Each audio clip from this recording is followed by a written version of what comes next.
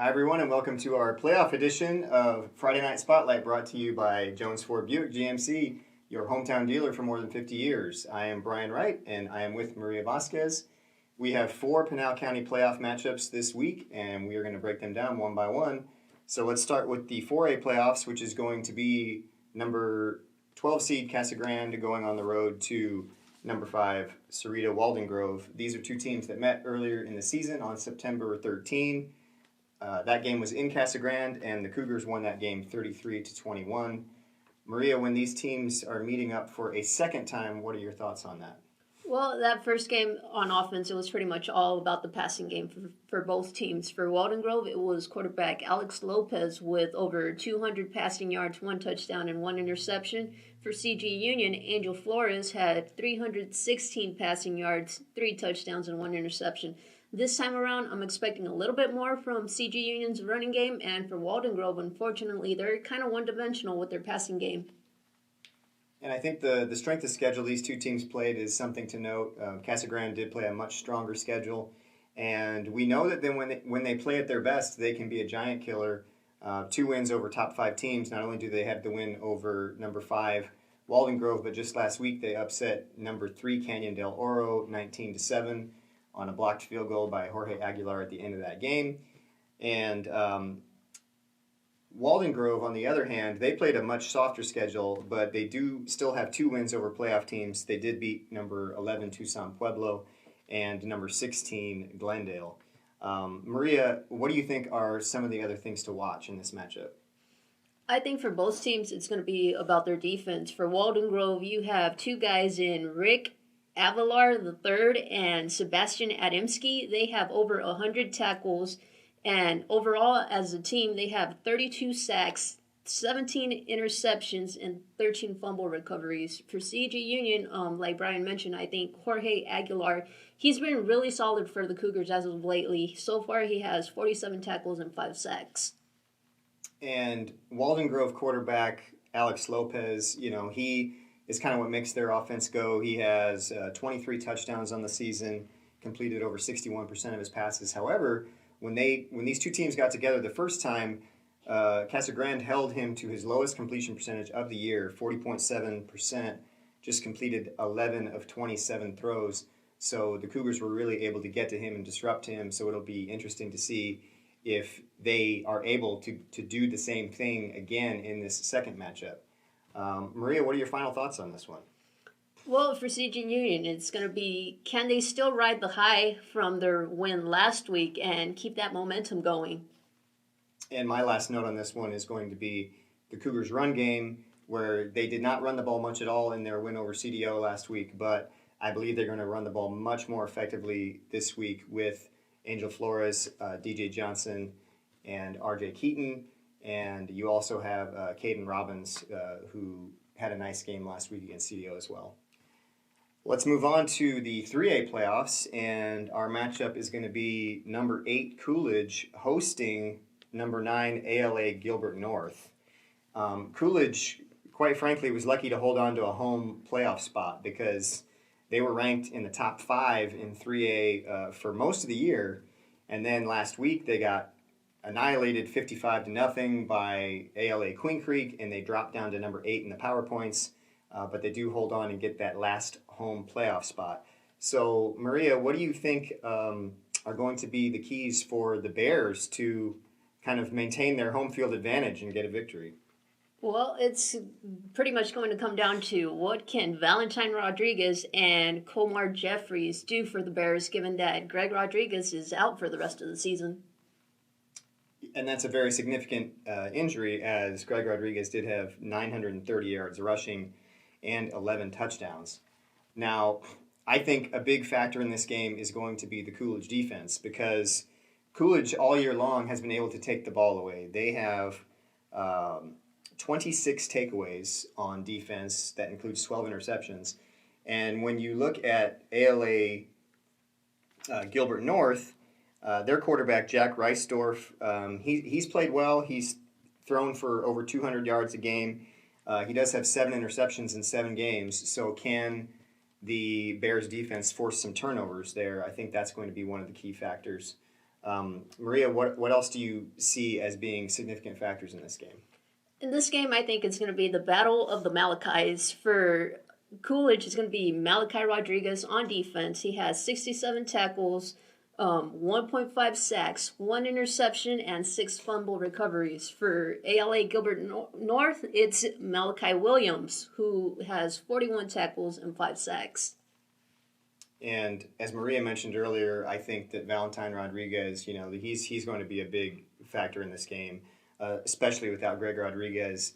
This is a time where I think he really needs to step up and have one of his best games of the season if the Bears are going to move on and get a victory. All right, let's move on now to our 2A playoff matchup, which is going to be number 4 seed Santa Cruz hosting number 13 Chandler Prep. And Santa Cruz is really rolling right now. They finished the season strong. They had a really tough schedule earlier in the season, and then they got a little bit of a break at the end, playing a couple teams that aren't that tough at the end of the year, and they were able to kind of roll over them easily. Clearly, when you look at the Dust Devils, Hunter Ogle has been the guy for them on both sides of the ball. On rushing, he has nearly 1,400 yards rushing and 16 touchdowns. And then he leads the team with 65 tackles on defense, also has 3 sacks and 5 fumble recoveries. But Maria, when you look at this matchup against Chandler Prep, what do you think is going to be important in this game? The thing about the Dust Devils is that they can really move the ball. Whether Hunter Ogle gets slightly shut down, because so far he's only had 1 game with less than 100 yards rushing, there's a long list of guys who can also run the ball for the Dust Devils. And if you do shut someone down, you're going to have another guy stepping it up and getting the job done. And, I mentioned Hunter Ogle on defense, how well he's played at linebacker, but also the Dust Devils secondary has been pretty good at ball hawking this season. They have 10 interceptions as a team. And again, looking at Chandler Prep's quarterback, Reese Villeboy, he's got just 9 touchdowns and 10 interceptions on the season. So I think that this could be a problem for Villeboy and Chandler Prep in that they might have a tough time with the turnovers in this game. That could be very critical. Maria, what are your final thoughts on this matchup? I think for the Dust Devils, like always, the defense is going to be key. Some of the guys who don't really have those high numbers but do come up with those key, crucial plays are Diego Castillo, Chandler Gill, and Emilio Gobea. And they're really some of the anchors on defense for the Dust Devils, and look for them to make those big plays. And for Chandler Prep, I mentioned their quarterback. He has more interceptions than touchdowns. Really, their offense has been predicated around a workhorse running back, Samuel Martin, who's got 208 carries this season for over 1,100 yards and 14 touchdowns. But I think that he's really like the focal point, whereas, Chandler Prep's a little bit one-dimensional, kind of running its entire offense through that one player, whereas the Dust Devils can beat you in a few different ways. So I think that the Santa Cruz defense is going to key on Martin, and they're not going to let Martin beat them. And we have one more matchup. That is going to be the 1A playoffs, and that's going to be number 3 Superior, which is the defending state champion, against number 7 Mogollon. And that game is going to be played on Saturday, whereas the other 3 games we just mentioned are going to be played on Friday. And this Saturday game is going to be played at Coronado High School in Scottsdale. So Superior comes in, and they had a first-round bye, and last week in the quarterfinals, they really dominated Fort Thomas with a 48-0 win. So Maria, when you look at a matchup of Superior against Mogollon, what are your first thoughts on that? For Superior, the guy that really stands out for me is sophomore quarterback Matthew Cruz. So far, he has over 1,800 passing yards, 31 touchdowns, and just 3 interceptions. And I have to mention, too, that Superior is now in the semifinals of the state playoffs for the 5th straight season, which is incredible and remarkable accomplishment by head coach Ryan Palmer. And what's also impressive about how far they've come at this point this season is that they lost a very special senior class last year. And so, they're getting it done with some younger guys, as Maria mentioned, sophomore quarterback Matthew Cruz, big time. But one of the holdovers from last year who had a big impact on last year's team was Adam Navarrete, and he's still just a junior. And Navarrete averaged 11, or is averaging over 11 yards per carry as a running back and has 9 touchdowns. And he is also a very good defensive player. And when I look at the Panthers on defense, they have really been outstanding.